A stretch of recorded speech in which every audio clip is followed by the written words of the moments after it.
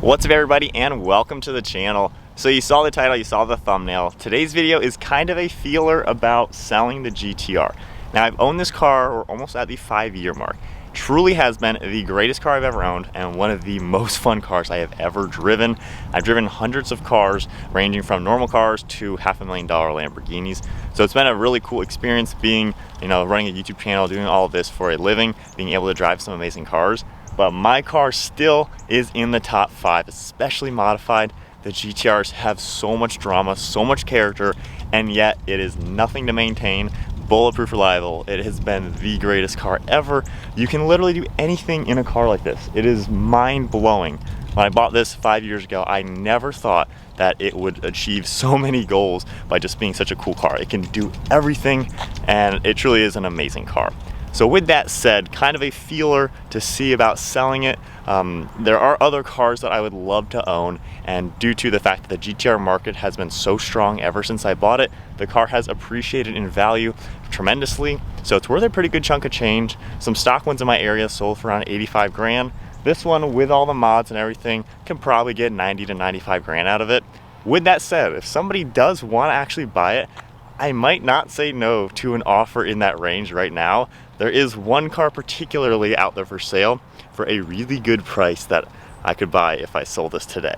So today's video, we're gonna kind of talk about what should I replace this with when the time comes. Of course, a new GTR is certainly on the list. If I do get a newer GTR, I want a 2020 or newer in Bayside blue, because that is such an iconic color and that would be amazing to get. However, there of course are other cars, a GT4 Cayman, a Lamborghini Gallardo, an M3 competition, and maybe some few others. You guys can comment below on other ideas that would be a good replacement. And since the GTR is worth some good money in today's market especially, it means I can get into some really cool cars. So I wouldn't mind sidestepping, saying goodbye to the GTR platform for just a little bit, experiencing something new, and then of course get back into one, because I really do love the car. I love how well-rounded it is. I like how people don't really know what it is. They don't know it's an expensive car, and yet when I'm driving it, it's always a special experience. So it's a car that truly does give me excitement, especially with the mods. With that said, the new GTR, I've seen the 2023 GTR came out. However, it's still an R35. So Nissan has been making this car for like 15 years. It's really odd that the 2023 is still an R35 GTR. So I don't know if an R36 is really gonna come out or not. So it's hard to judge that market to where, if that car comes out and it's 200 grand, this thing's gonna go up in value. If an R36 never comes out, this will probably continue to go up in value. So it's kind of hard to judge the GTR market when the best time to sell it is, because I want to obviously maximize my money on it. But at the same time, if I'm going to get into a newer GTR, the market doesn't really matter because they both are going to go up and down the same. But with that said, I can definitely sidestep and get into something else for the meantime, but not quite sure exactly what I want to do. So comment below, what do you guys think? We're going to go with it for another spin in the GTR and talk more about it. So then to move on to the first car on the list, of course, is going to be a newer GTR. Like I've mentioned before, I love the car. I truly love the platform that the R35 has to offer. It gives you a true supercar, insane upgrade ability to it, and yet it's as usable as any normal car. It's been a car that I can do everything with, long trips, haul a bunch of stuff, and then put things in race mode and just obliterate anything in a straight line. And yet it is also fun to take on mountain trips. You can do so much with this car that it just blew my mind. So I love the platform. I really like what a GTR is going to give me, and I kind of know everything about the car. So if I get into a newer one, of course, I know all the mods to do to it. I know how to do all the mods, and it's just something I'm extremely familiar with. As far as benefits about getting a newer one, like the upgrades I'm going to get, a 2020, I'm not sure if it has Apple CarPlay or not. That might be the only bit of tech that's going to be new. So it fundamentally is still going to be the same 15-year-old car. It's not really anything new. But I'm also the kind of person that I don't really care about the newest, latest, greatest technology. That's not a big selling point to me. So I'm a person that can cross-shop a brand new tech-savvy car and an old car. I don't really care about the difference.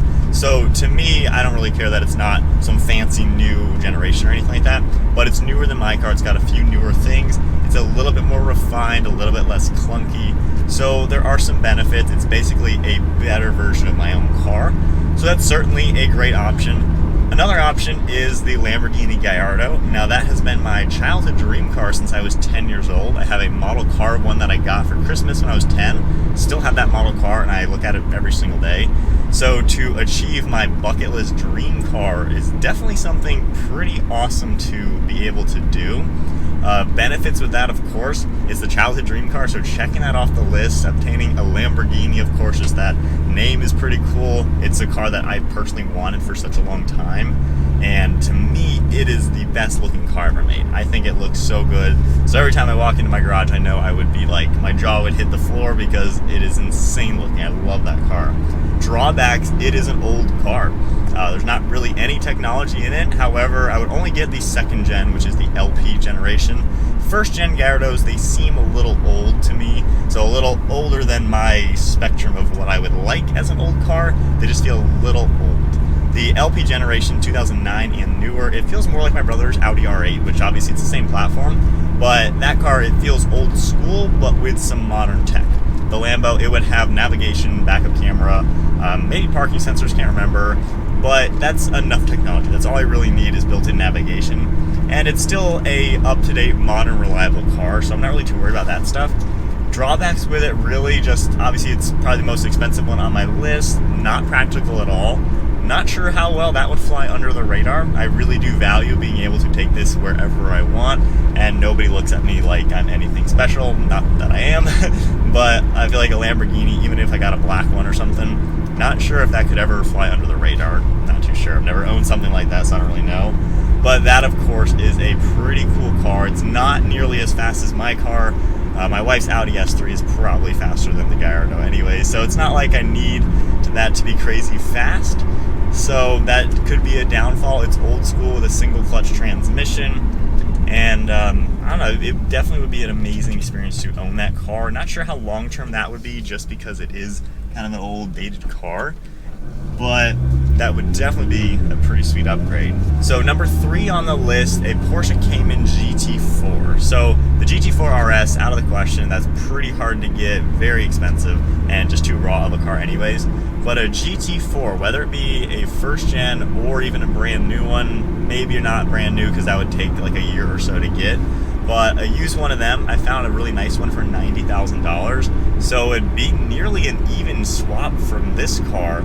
I love the GT4 Caymans. They are something else, and for some reason I feel like they have been one car that didn't get affected by the crazy market. They've been 90 to 100 grand since the day they came out, new or used. So they've been something really hot on the radar. I've driven one, and I mean, if you want a precise car, that thing is so perfect. Everything, the way it works, the manual transmission, of course, is what I would get in that car. I mean, that thing is something else. It has 2 trunks in it, so it is practical. It's a comfortable car, and being that it is a Porsche, while that's kind of an exotic brand, I feel like that's kind of under the radar because it's not a Lamborghini, it's not a Ferrari. But I mean, that could be a cool car to get for sure. Upsides with that, it's a modern, nice, car. It's got some good technology in it. It's pretty reliable. Only downfalls is, I don't really know. I haven't experienced them too much to maybe know all the downfalls. But it is just a 2-seater, which I don't really care, I guess, because we have the S3 that's our normal car.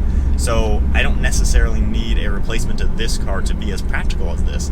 We have the S3, which will then get traded into an RS3 later next year. So again, with the speed, because the Cayman's not that fast either, when the RS3's here, that is going to be a car that I can build up to be just as fast as my GTR. So I don't necessarily need the GTR replacement to be GTR performance. It could be something slower, but a completely different type of fun factor with more of a mechanical handling aspect. So the Cayman GT4 is definitely on the list. 911s are a little bit out of the budget. I would love a GT3, like that would be insane, but those are like 200 grand, so way out of the question for sure. Not something on my radar. Another car on the list would be the BMW M3 Competition. That one I would go brand new because of the market. I expect a brand new X-Drive Competition for like 85 grand. So it'd actually be cheaper than this car, which would be kind of cool. It has a lot more practicality with the back seats and everything. However, do I need that practicality when I have the S3? I mean, it's kind of the same size of a car, so it's kind of redundant to have 2 sedans. and I feel like that might take away some of these special aspects. However, I love the new M3. I think it's amazing. The power potential in the M3 is just like a GTR. In fact, the newest M3 is honestly faster than a GTR, 0 to 60, and launch control, because it's just better. It's more technology, it's more just refined the way it works. So it would be kind of like a GTR, just in the form of a refined luxury brand version of it. BMWs, I've been a big fan of them the last few years, I really do. And to be able to get this kind of power in a sedan would be pretty sweet, and I love the way they look. I love the new GTRs.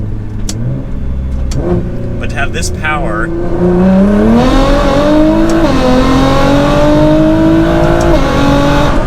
holy crap, that is fast. I haven't driven this car in like a week. Holy crap. See, that's another thing. I don't really drive this car that much, just because half the time I'm working from home. We'll have press cars, the S3. So it doesn't have to be as practical as an M3, because I don't really use it all the time for that type of stuff. I use it a lot for just driving me to another place. So it's really just, I want a car that is going to be fun all the time, an experience. I really want an experience to replace this car, because I've talked about this car so much over the years of owning it. If I'm replacing it, I mean, it's got to be something that is something crazy. Every time I drive this car, it is a wild experience, and that's something I love about cars.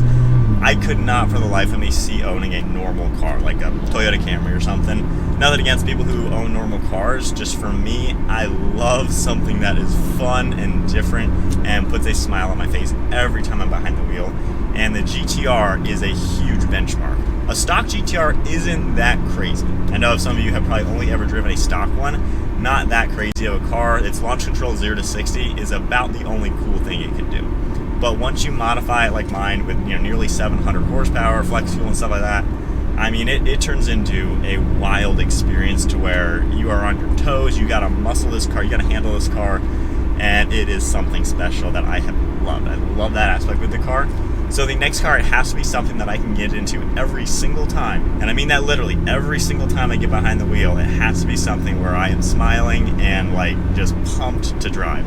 This car, no matter if I'm just going grocery shopping, visiting my brother, visiting my parents, on a long trip or something, I am pumped to drive this car. I crave driving this car when I haven't driven it in a while.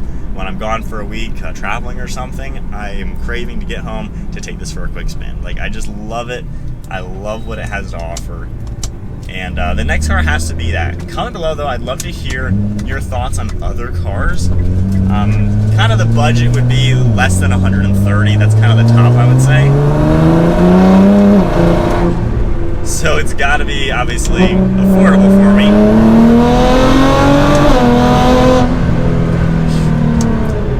This car doesn't get old. The fun factor just does not get old. I never get sick of driving this. Gosh, so to actually say goodbye to it will be, for sure, a sad, sad day. I will probably cry. Not gonna lie, I'll probably cry saying goodbye to this car because I do love it.